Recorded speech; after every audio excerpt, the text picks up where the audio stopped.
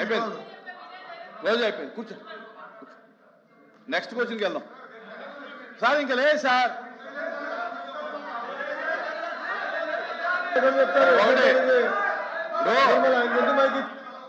దయచేసి వినాలి.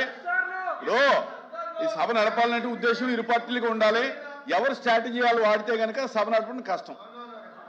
ఇప్పుడు స్ట్రాటజీల మీద సభ నడపాలంటే కష్టం. స్పీకర్ సార్, చెప్పండి. ఎఫ్ఎం గారు, మొదటి రోజు బీఎస్సీలో మనం ఒక డిస్కషన్ చేశాం అధ్యక్ష. క్వశ్చన్ అవర్ ఎంతసేపు ఉండాలి, కానీ 10 రోజులు వైలేషన్ జరిగింది అధ్యక్ష. ఎటువైపు నుంచి జరిగింది అధ్యక్ష? అటువైపు నుంచే జరిగింది తప్ప మేము బాధ్యతాయుతంగా ఓపికగా ప్రతి ప్రశ్నకి సమాధానం చెప్తూనే ఉన్నాం అధ్యక్ష. ఎక్కడ ఏ రోజు కూడా అవాయిడ్ చేయలేదు అధ్యక్ష. అన్న ఒక్క నిమిషం వినన్నా.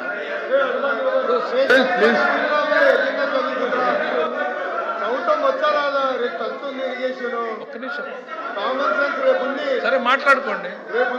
మీరు చైర్మన్ ఇప్పుడు చైర్మన్ సార్ ప్రతిరోజు కూడా నిన్న మొన్న కూడా తమ దృష్టికి తీసుకొచ్చారు. మొదటి రోజు మనం హౌస్లో మాట్లాడింది, ఆ హౌస్లోనూ ఈ హౌస్లోనూ 1 అవర్ క్వశ్చన్ అవర్ జరపాలి. దాని పేరే క్వశ్చన్ అవర్ 1 అవర్. వైలేషన్ వచ్చింది. సరే మీరు ప్రాధాన్యత అనుకున్నారు, ప్రభుత్వం సిద్ధంగా ఉంది కాబట్టి చేస్తున్నాం కాబట్టి మేము చెప్తా పోతా ఉన్నాం అధ్యక్ష. ప్రతిరోజు ఎక్కడ కూడా డివేషన్.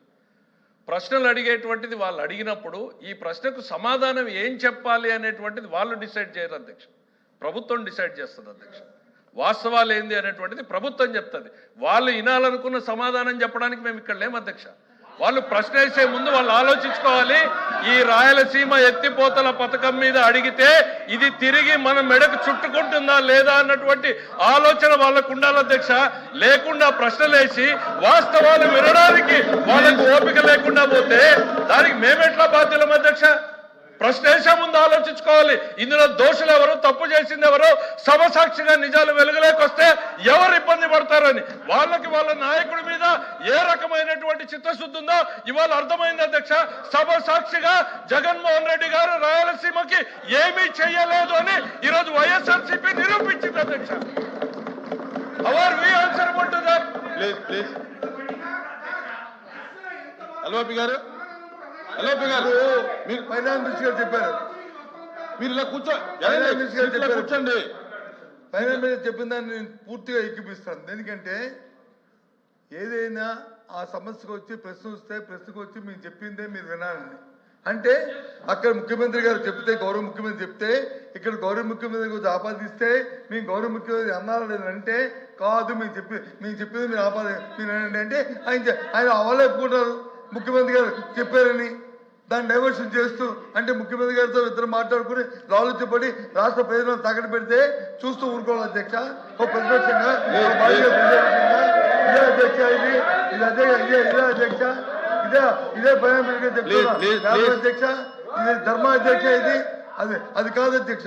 ప్రధాన ప్రతిపక్షంగా మా బాధ్యత ఈ రాష్ట్ర ప్రయోజనాల కోసం, రాష్ట్రం కోసం ఏ సమస్యను తీసుకొచ్చి మేము అడుగుతాం అధ్యక్ష.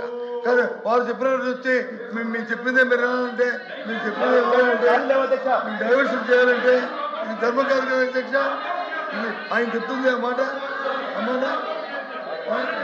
మీరు చెప్పిందే కదా, ఇది మీరు చెప్పిందే.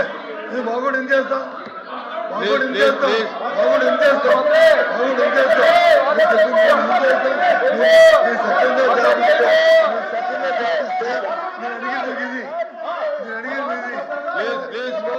చంద్రబాబు నాయుడు గారు దీని వచ్చి ఆపేదా లేదా, రేవంత్ రెడ్డి గారు చెప్పింది కరెక్టా కాదా, రేవంత్ రెడ్డి చెప్పింది మైక్ పెట్టుకో రేవంత్ గారు చెప్పింది కరెక్టా, దానికి సమాధానం చెప్పని అడుగుతున్నారు. అది చెప్పకుండా ఇవన్నీ ఎందుకు అధ్యక్ష? ఇవన్నీ రాయలసీమ పథకంలో ఏం జరిగింది అనేటువంటిది స్పష్టంగా దానికే వస్తారు. ఎందుకు సార్ ఆ రోజు సభలో ఇరు పక్షాలు మాట్లాడుకున్నారు.